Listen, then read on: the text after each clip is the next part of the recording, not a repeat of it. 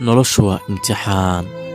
Dad ayaa ku fikira maalin walba in ay dhibaateeyaan dad kale ama ay dhibaato u geystaan. Qisadani waa qiso cajiib ah.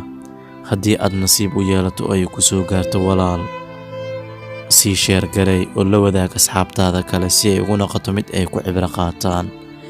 Waxayna ku bilaabanaysaa qisada sida tan. Waxay ahayd gabar Ilaahay ku manaystay qurux iyo habsami wanaagsan. Haddana waxay ahayd gabar indhoola oo aan waxba arkin. Wiil ka mida wiilasha badanaa xumaanta jecel ayaa ogaaday in gabadhani ay indho la'dahay oo aysan waxba arkaynin. Waxa uu damcay in uu gabadhani faraxumeeyo. Waxa uu ogaaday in wiilka la dhashay inantu ama gabadhu uu kaxeeyo maalmaha kale oo uusan maalinka Axadda guriga uusan joogin oo uu ka maqan yahay. Kadib wuxuu go'aansaday in uu maalinka Axadda guriga yimaado. Waxaa la gaaray maalinkii Axaddii. Wiilkii ayaa gurigii u soo dhacay. Inantii oo kaligeed joogta ayuu arkay, wuuna afduubtay oo gaadhi ayuu ku ritay. Waxa uu la tegay gurigiisa. Waxa uuna ku yidhi, inantii ii fasax inaan ku faraxumeeyo iyo in aad i diiddo oo aan qasab kugu kufsado.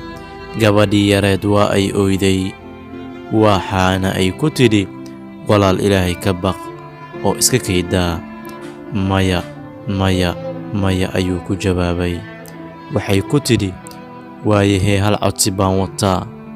Waa maxay ayuu ugu jawaabay codsiga aad wadato? Waxay ku tidhi, 2 rakacadood ayaan tukanayaa. Kadib waxaa doonto igu samay ayay ku tidhi. Waayahee dhaqso duko ayuu ku yidhi. Subxaan Allah. Inantii salaadii ayay gashay. Intii ay salaada ku jirtay ayay Allah ka bariday in uu ka badbaadiyo dhibka ay ku sugan tahay. Inantii markii ay 2 rakacadood dhammaysatay ayay hareeraheedii eegtay.